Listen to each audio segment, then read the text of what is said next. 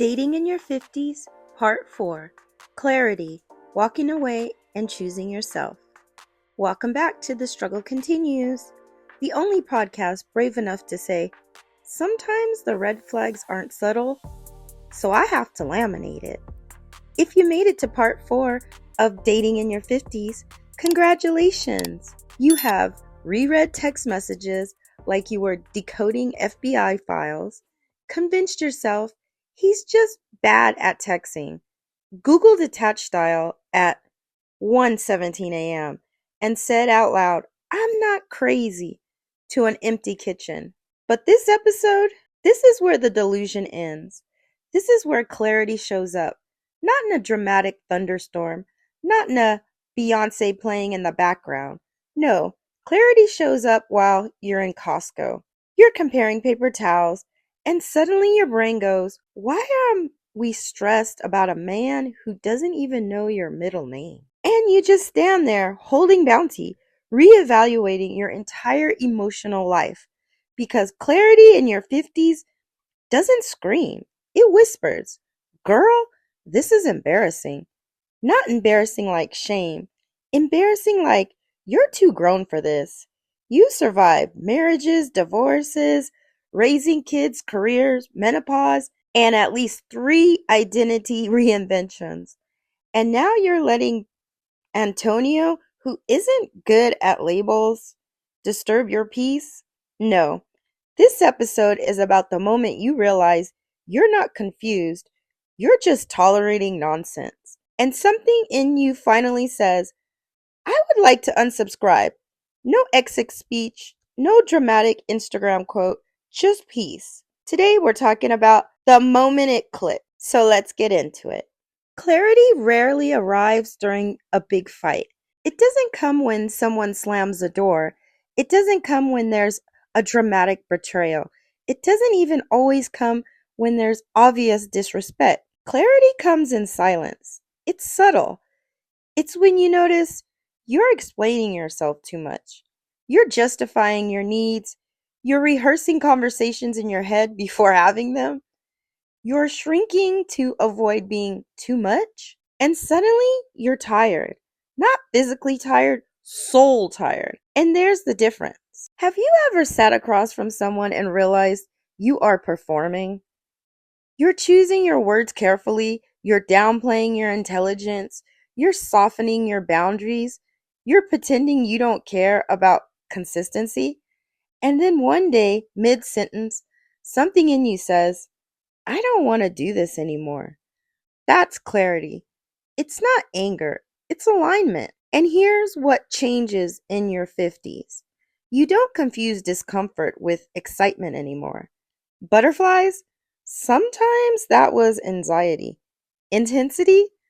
Sometimes that is instability. Chemistry? Sometimes that was trauma, recognizing trauma. And one day your nervous system says, I would actually prefer peace.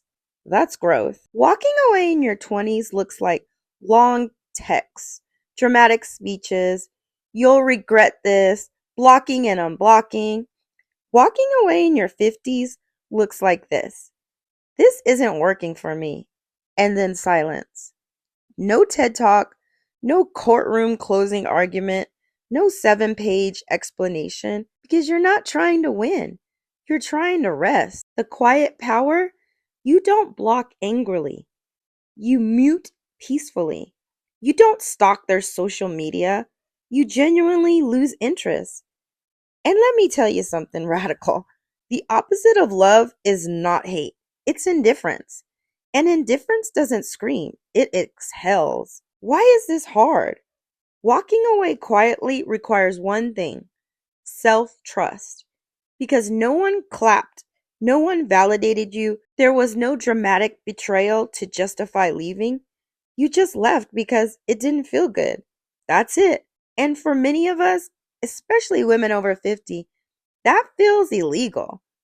We're trained to endure, explain, give chances, be understanding, see potential. But potential does not keep you warm at night. Consistency does. Red flags you no longer negotiate. There are things you don't explain anymore, Let's name them. Inconsistency. If someone likes you, you will know. If they don't, you'll be confused. And at 52, 55, 58, confusion is not romantic. It's exhausting. You no longer say, they're just busy. Because guess what? You're busy too. And you show up emotionally unavailable. You used to think, I can be patient. Now you think, I don't want to. You don't want to decode mixed signals, hot and cold behavior, childhood wounds they refuse to heal. You are not a rehabilitation center. You are a woman who wants peace. Chaos disguised as passion.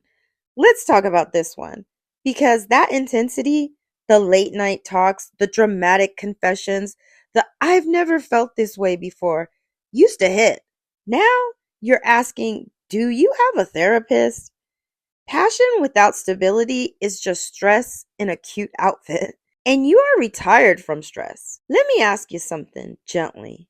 How many times did you call it chemistry when it was actually anxiety? How many times did you call it love when it was actually fear of being alone? How many times did you stay because starting over felt harder than settling? There is no shame here, only awareness. And awareness at this stage of life is gold. So now we're redefining love. Love in your 50s is different. It's not fireworks, it's not obsession, it's not adrenaline. It's this quiet, steady, respect, safe. Let me repeat that. Love lets you nap. You are not checking their locations, rereading text messages, wondering where you stand. You know, because healthy love is not confusing. It's consistent. It doesn't require decoding messages like hieroglyphics. It doesn't disappear when things get real. It doesn't punish you for having boundaries. And most importantly, it doesn't cost yourself. The myth of settling? Here's the shift. Peace can feel boring when you're used to chaos. Safety can feel unfamiliar when you're used to unpredictability. Consistency can feel suspicious when you're used to inconsistency. So sometimes we mistake calm for lack of chemistry. But maybe calm is what love actually feels like. Choosing yourself does not mean giving up on love. It means you stopped auditioning, you stopped shrinking, you stopped explaining your worth. Choosing yourself looks like going home early, saying no without over explaining, deleting the number, declining the second date, not answering the breadcrumb text. And not because you're angry, because you're aligned. Sitting at home without feeling lonely? This is the real flex. Sitting in your house on a Friday with no plans and feeling peace, not panic, not scarcity, peace. Because you've built a life and you're not looking for someone to rescue you from it. You're looking for someone who fits into it. That's different. Here's the truth. You are not too old to love. You are not too wise for nonsense. You are not bitter. You're not disconcerting. You are not closed off. You are calibrated. And maybe the biggest shift of all, you no longer fear walking away more than you fear staying. That's power. Because when you stop fearing solitude, you stop tolerating chaos. Dating in your 50s isn't about finding someone. It's about not abandoning yourself. It's about honoring your nervous system, protecting your peace, recognizing your patterns, breaking them gently. You're not behind, you're not broken. You're just finally honest. And honesty at this stage of life is liberating. So if you walked away recently, if you muted instead of reacted, if you chose quiet over chaos, I see you. That wasn't weakness. That was evolution. And yes, the struggle, it continues. But now, you know why. And that makes a difference. So I just said, okay, Antonio, I don't want to do this anymore.